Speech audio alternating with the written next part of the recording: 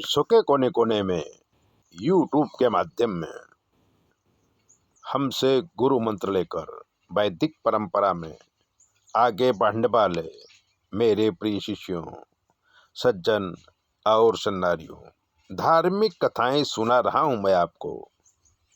इस समय मैं आपको महाभारत सुना रहा हूं, इसलिए चैनल को सब्सक्राइबर कर लीजिए, लाइक कर दीजिए और घंटी भी दबा दीजिए। हो सके तो दूसरों को भी भेजिए।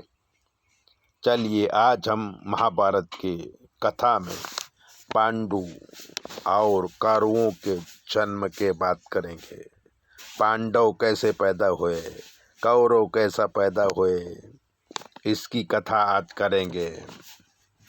पांडु राजा बन गए, कुंती महारानी बन गई। पांडु ने सुचारू रूप से राज्य चलाना शुरू किया। तब भीष्म जी ने भद्र देश के राजा शल्य की बहन माद्री से पांडु की दूसरी शादी कर दी। एक बार पांडु राजा अपनी दोनों पत्नियों के साथ शिकार करने गए। उसी समय किंदम नाम के ऋषि हिरण का रूप लेके अपनी पत्नी के साथ रतिक क्रिया में व्यस्त थे। तो राजा ने शिकार समझकर बाण चला दिया। तो ऋषि अपने निज शरीर को धारण कर पांडु को श्राप दिया कि रतिक क्रिया के समय तुमने मेरा वध किया, इसलिए तुम्हें श्राप देता हूँ कि जब भी तुम अपनी पत्नी के पास रति हेतु जाओगे तुम्हारी मृत्यु हो जाएगी, पत्नी की भी मृत्यु हो जाएगी। पांडु रोते हुए ये समाचार कुंती और माद्री को दिया। तब दोनों ने मिलकर ब्रह्मचर्य पालन का नियम लिया और तप करने हेतु नागसत पर्वत पर जाके कंदमूल खा के तप करने लगे। लेकिन पांडु संतान न होने से दुखी रहते थे और वंश वृद्धि की चिंता करते थे। तब कुंती जी ने दुर्वासा के द्वारा दिया गया मंत्र पांडु राजा को बताया और उनकी अनुमति से धर्मराजा का आवाहन किया। धर्मराजा की कृपा से युधिष्ठिर जी का जन्म हुआ।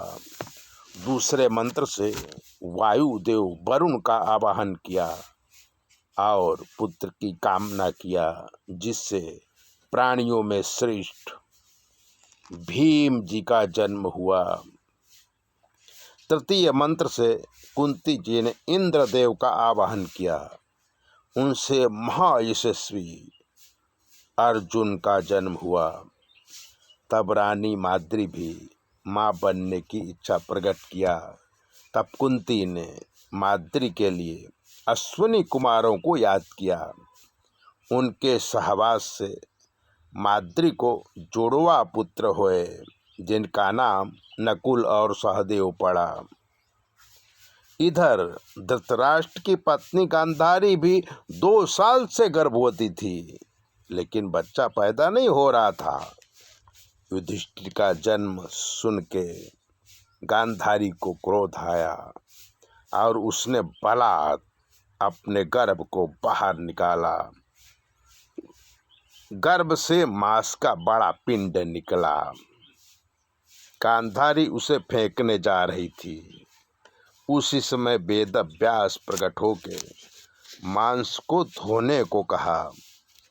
मांस पिंड धोते ही 101 टुकड़ों में बट गया, टुकड़े हो गए। वेद व्यास उन टुकड़ों को 101 घड़े में भरकर अभिमंत्रित किया और 1 साल बाद खोलने को कहा। ये कहकर चले गए। गांधारी ने 1 साल बाद घड़े खोले तो पहले घड़े से दुर्योधन और बाकी के घड़ों से 99 घड़ों से सभी कौरवों का जन्म हुआ। अंतिम घड़े से दुशाला नाम की कन्या का जन्म हुआ। इस प्रकार कौरव और पांडवों का जन्म हुआ, जो कथा महाभारत में बहुत विस्तार से वर्णन है। मैं छोटी करके आपको बताया। चैनल सब्सक्राइबर कर दीजिए, लाइक कर लीजिए और घंटी भी दबा दीजिए। और ऐसी ही कथा और ज्योतिष मैं आपको सुनाता रहूँगा, बताता रहूँगा। चैनल सब्सक्राइबर जरूर करिए। जय भोले।